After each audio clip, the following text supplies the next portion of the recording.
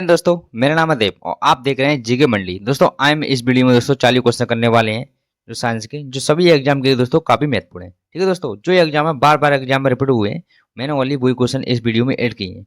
और दोस्तों इस वीडियो में दोस्तों 40 क्वेश्चन होने वाले हैं और 40 क्वेश्चन में दोस्तों आपको जरूर बताना है कि 40 क्वेश्चन में से आपके कितने क्वेश्चन सही हुए। ठीक है दोस्तों, और चलते हैं दोस्तों क्वेश्चन देखते हैं यहाँ पर कि मानव शरीर का रक्त बैंक किसे कहा जाता है। दोस्तों मानव शरीर का रक्त बैंक या ब्लड बैंक किसे कहा जाता है, तो इसका दोस्तों सही उत्तर करेंगे यहाँ पर। तो इसका सही उत्तर क्या होगा?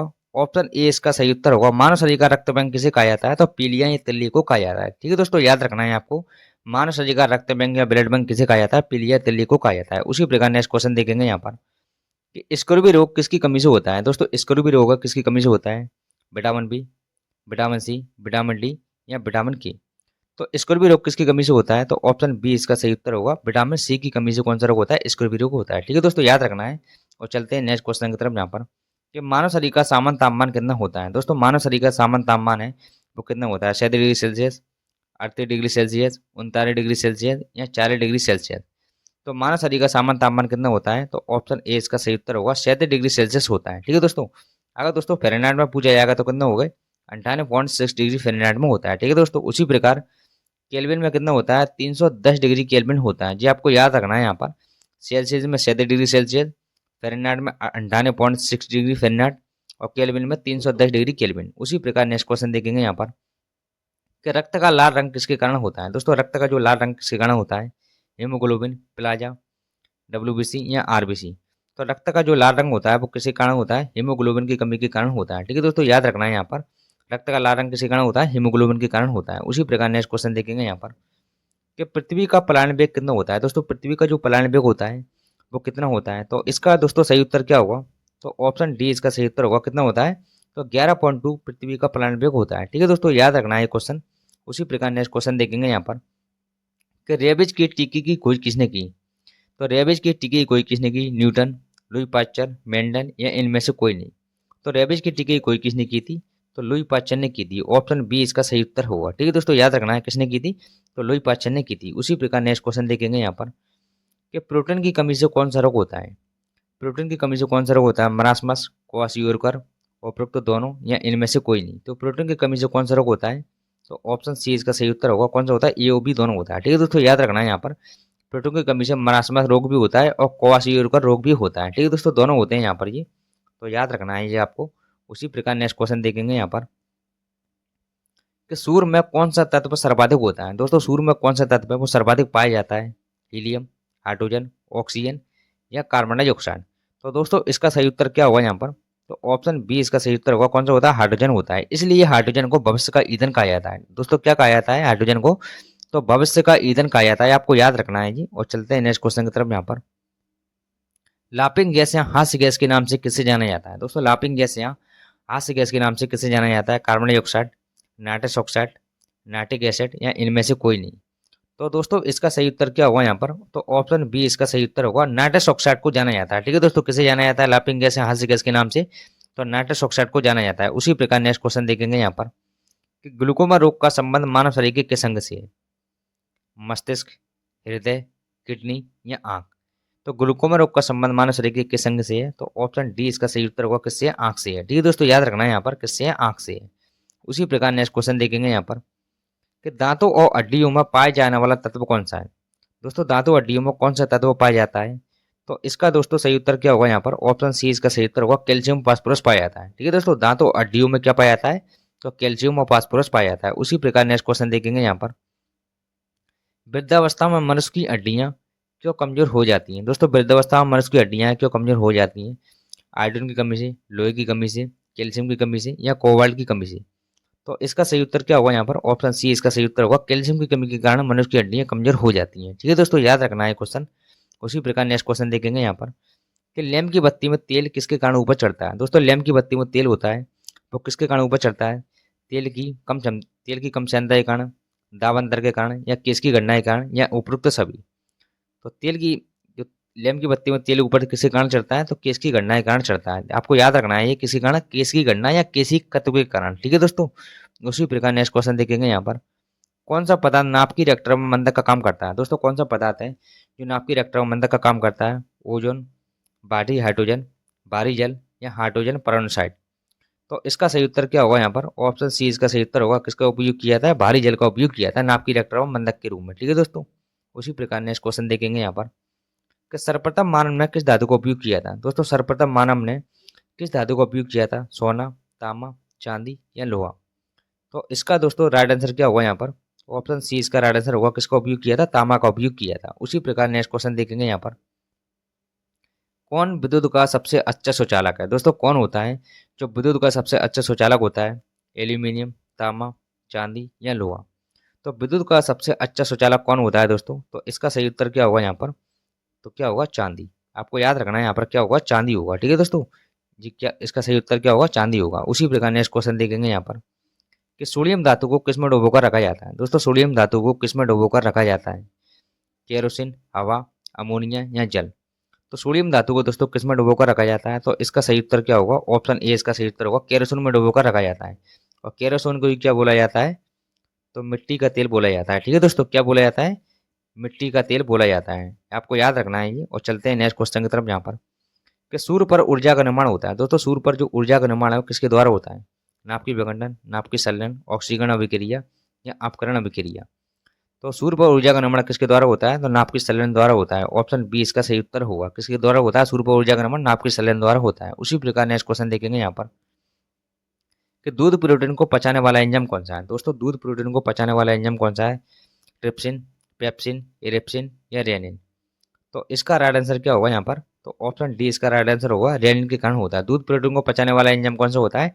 तो रेनिन एंजाइम होता है। उसी प्रकार नेक्स्ट क्वेश्चन देखेंगे यहाँ पर कि मानव शरीर में पाचन का अधिकांश भाग किस अंग में संपन्न होता है?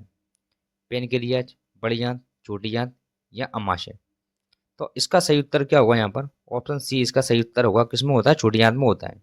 उसी प्रकार नेक्स्ट क्वेश्चन देखेंगे यहाँ पर, एक बैरल में कितने लीटर होते हैं? 159 लीटर, 169 लीटर, 149 लीटर या 179 लीटर। तो दोस्तों एक बैरल में कितने लीटर होते हैं? तो एक बैरल में 159 लीटर होते हैं। ऑप्शन ए इसका सही उत्तर होगा। ठीक है दोस्तों, याद रखना है यहाँ पर कितने होते हैं? 159 लीटर होते हैं। उसी प्रकार नेक्स्ट क्वेश्चन देखेंगे यहाँ पर कि पित्त जमा होता है। दोस्तों पित्त जमा कहाँ पर होता है? पित्त जमा कहाँ होता है? अमाशय, पित्ताशय, पीलिया या यकृत।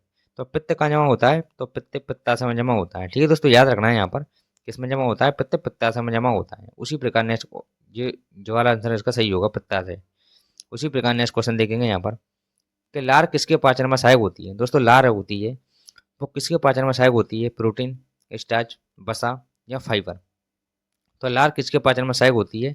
तो ऑप्शन बी इसका सही उत्तर होगा। स्टार्च के पाचन में सहायक होती है। ठीक है दोस्तों, याद रखना है यहाँ पर। उसी प्रकार नेक्स्ट क्वेश्चन देखेंगे यहाँ पर कि श्यानता की इकाई होती है। दोस्तों श्यानता की इकाई क्या होती है? पॉइज, पास्कल, यूलिन या इनमें से कोई नहीं। तो श्यानता की इकाई दोस्तों क्या होती है? तो ऑप्शन ए इसका सही उत्तर होगा। क्या होती है? पॉइज। ठीक है दोस्तों, याद रखना है यहाँ पर श्यानता की इकाई क्या होती है? पॉइज होती है। तो इकाई मतलब क्या होता है दोस्तों? इकाई मतलब क्या होता है? मात्रक होता है। उसी प्रकार नेक्स्ट क्वेश्चन देखेंगे यहाँ पर कि टीबे नामक हड्डी किसमें पाई जाती है? खोपड़ी, भुजा, टांग या मुंह। तो टीबे नामक हड्डी किसमें पाई जाती है? तो ऑप्शन ऑप्शन सी इसका सही उत्तर होगा। ठीक है दोस्तों, किसमें पाई जाती है? तो टांग में पाई जाती है। टीबी नामक हड्डी किसमें पाई जाती है? टांग में पाई जाती है। उसी प्रकार नेक्स्ट क्वेश्चन देखेंगे यहाँ पर, ह्यूमरस अस्थि कहाँ पाई जाती है? दोस्तों ह्यूमरस अस्थि होती है वो कहाँ पाई जाती है? जांग में, पिंडली, अग्र भुजा या ऊपरी भुजा। तो ह्यूमरस अस्थि दोस्तों कहाँ पाई जाती है? तो ऊपरी भुजा में पाई जाती है। आपको याद रखना है क्वेश्चन, काफी बार ये जो क्वेश्चन रिपीटेड होता है कि ह्यूमरस अस्थि कहाँ पाई जाती है? ऊपरी भुजा में पाई जाती है। उसी प्रकार नेक्स्ट क्वेश्चन देखेंगे यहाँ पर कि शरीर की सर्वाधिक प्रबल अस्थि होती है। दोस्तों शरीर की जो सर्वाधिक प्रबल अस्थि होती है वो कौन सी होती है? तो इसमें अपन सही उत्तर करेंगे यहाँ पर। तो इसका सही उत्तर क्या होगा? ऑप्शन ए इसका सही उत्तर होगा। जबड़े की हड्डी सबसे मजबूत हड्डी होती है। ठीक है दोस्तों, याद रखना है यहाँ पर प्रबल का मतलब क्या होता है? मजबूत होता है। ठीक है, उसी प्रकार नेक्स्ट क्वेश्चन देखेंगे यहाँ पर कि चींटी के काटने पर किसका अंतःक्षेपण होता है? चींटी के काटने पर किसका अंतःक्षेपण होता है? फार्मिक अम्ल, एस्टिक अम्ल, ऑक्जेलिक अम्ल या टाटारिक अम्ल। तो चींटी के काटने पर किसका अंतःक्षेपण होता है? तो ऑप्शन ए इसका सही उत्तर होगा। फार्मिक अम्ल का अंतःक्षेपण होता है। ठीक है दोस्तों, याद रखना है यहाँ पर। उसी प्रकार नेक्स्ट क्वेश्चन देखेंगे यहाँ पर किस क्यूक सिल्वर किस धातु को कहा जाता है? दोस्तों क्यूक सिल्वर है किस धातु को कहा जाता है? तो इसका दोस्तों राइट आंसर क्या होगा यहाँ पर? ऑप्शन सी इसका राइट आंसर होगा। किसको कहा जाता है? पारे को कहा जाता है। उसी प्रकार नेक्स्ट क्वेश्चन देखेंगे यहाँ पर कि स्टेनलेस स्टील को बनाने में लोहे के साथ कौन सी महत्वपूर्ण धातु का प्रयोग किया था? दोस्तों very very very very IMP question है। कई बार एग्जाम में रिपीट होता है। ओनली जी क्वेश्चन आता है केमिस्ट्री से कि स्टेनलेस स्टील को बनाने में लोहे के साथ कौन सी महत्वपूर्ण धातु का प्रयोग किया जाता है? एल्यूमिनियम, क्रोमियम, टिन या कार्बन? तो दोस्तों इसका सही उत्तर क्या होगा यहाँ पर? ऑप्शन बी इसका सही उत्तर होगा, क्या है? क्रोमियम। ठीक है दोस्तों, याद रखना है क्वेश्चन। स्टेनलेस स्टील बनाने में लोहे के साथ कौन सी महत्वपूर्ण धातु का प्रयोग किया जाता है? तो क्रोमियम का उपयोग किया जाता है। उसी प्रकार नेक्स्ट क्वेश्चन देखेंगे यहाँ पर कि ऐसा कौन सा जीव है जिसके आरबीसी में किंदक पाया जाता है? दोस्तों ऐसा कौन सा जीव है जिसके आरबीसी में किंदक पाया जाता है? लामा, ऊंट, दोनों या इनमें से कोई नहीं? तो दोस्तों ऊंट और लामा दोनों होते हैं जिनकी आरबीसी में किंदक पाया जाता है। ठीक है दोस्तों, याद रखना है ये, जिनकी आरबीसी में किंदक पाया जाता है कौन होते हैं? ऊंट और लामा दोनों होते हैं। उसी प्रकार नेक्स्ट क्वेश्चन देखेंगे यहाँ पर कि मलेरिया का रोग होता है वो किसके द्वारा होता है? दोस्तों मलेरिया रोग किसके द्वारा होता है? विषाणु, जीवाणु, प्रोटोजोआ या कवक? तो दोस्तों मलेरिया रोग किसके द्वारा होता है? तो ऑप्शन सी इसका सही उत्तर होगा, किसके द्वारा होता है? प्रोटोजोआ द्वारा होता है। ठीक है दोस्तों, याद रखना है यहाँ पर प्लाज्मोडियम प्रोटोजोआ। उसी प्रकार नेक्स्ट क्वेश्चन देखेंगे यहाँ पर कि मलेरिया रोग मलेरिया से कौन सा अंग प्रभावित होता है? दोस्तों मलेरिया से कौन सा अंग प्रभावित होता है? श्वास नली, पीलिया, अग्नाशय या आंत? तो दोस्तों इसका सही उत्तर क्या होगा यहाँ पर? तो ऑप्शन बी इसका सही उत्तर होगा, क्या प्रभावित होती है? तो पीलिया प्रभावित होता है। मलेरिया से शरीर का कौन सा अंग प्रभावित होता है? पीलिया प्रभावित होता है। उसी प्रकार नेक्स्ट क्वेश्चन देखेंगे यहाँ पर कि हड्डी को मांसपेशी से कौन जोड़ता है? दोस्तों हड्डी को जो मांसपेशी से है वो कौन जोड़ता है? लिगामेंट, टेंडन, फीमर या इनमें से कोई नहीं? तो हड्डी को मांसपेशी से दोस्तों कौन जोड़ता है? तो इसका दोस्तों अपन सही उत्तर करेंगे यहाँ पर। तो इसका सही उत्तर क्या होगा? ऑप्शन बी इसका सही उत्तर होगा, क्या है? टेंडन। और दोस्तों हड्डी को हड्डी से कौन जोड़ता है यहाँ पर? जी भी आपको ध्यान रखना है, हड्डी से कौन जोड़ता है? तो कौन जोड़ता है? लिगामेंट जोड़ता है। ठीक है दोस्तों, हड्डी को हड्डी से लिगामेंट जोड़ता है, हड्डी को मांसपेशी कौन जोड़ता है? तो टेंडन जोड़ता है। उसी प्रकार नेक्स्ट क्वेश्चन देखेंगे यहाँ पर कि दूरी मापने की सबसे बड़ी इकाई क्या होती है? दोस्तों दूरी मापने की जो सबसे बड़ी इकाई क्या होती है? मीटर, पारसेक, नैनोमीटर या इनमें से कोई नहीं? तो दूरी मापने की सबसे बड़ी इकाई क्या होती है? तो इसका सही उत्तर क्या होगा? ऑप्शन बी इसका सही उत्तर होगा, क्या होती है? पारसेक होती है। ठीक है दोस्तों, याद रखना है यहाँ पर दूरी मापने की सबसे बड़ी इकाई क्या होती है? पारसेक होती है। उसी प्रकार यहाँ पर देखेंगे कि सबसे बड़ी कोशिका कौन सी होती है? दोस्तों सबसे बड़ी कोशिका है वो कौन सी होती है? शुतुरमुर्ग, हाथी, कंगारू या मनुष्य? तो सबसे बड़ी कोशिका दोस्तों किसकी होती है? तो ऑप्शन ए इसका सही उत्तर होगा, शुतुरमुर्ग के अंडे की होती है। ठीक है दोस्तों, याद रखना है यहाँ पर सबसे बड़ी कोशिका शुतुरमुर्ग के अंडे की होती है। उसी प्रकार नेक्स्ट क्वेश्चन देखेंगे यहाँ पर कोशिका सिद्धांत का प्रतिपादन किसने किया था? रॉबर्टो, स्लाइडर स्वान, डेविड थॉमसन या मेरी फ्रेंड कॉइस? तो कोशिका सिद्धांत का दोस्तों प्रतिपादन किसने किया था? तो इसका दोस्तों सही उत्तर क्या होगा? ऑप्शन बी इसका सही उत्तर होगा, किसने किया था? स्लाइडर और स्वान ने किया था। ठीक है दोस्तों, याद रखना है क्वेश्चन। और चलते हैं नेक्स्ट क्वेश्चन की तरफ जहाँ पर कि प्रोटीन की फैक्ट्री किसे कहा जाता है? दोस्तों प्रोटीन की फैक्ट्री है वो किसे कहा जाता है? राइबोसोम, माइटोकॉन्ड्रिया, क्लोरोप्लास्ट या इनमें से कोई नहीं? तो प्रोटीन की फैक्ट्री किसे कहा जाता है? तो ऑप्शन ए इसका सही उत्तर होगा, किसे कहा जाता है? राइबोसोम को प्रोटीन की फैक्ट्री कहा जाता है। उसी प्रकार दोस्तों नेक्स्ट क्वेश्चन देखेंगे यहाँ पर कि कोशिका की आत्महत्या की तैली किसे कहा जाता है? राइबोसोम, माइटोकॉन्ड्रिया, क्लोरोप्लास्ट या लाइसोसोम?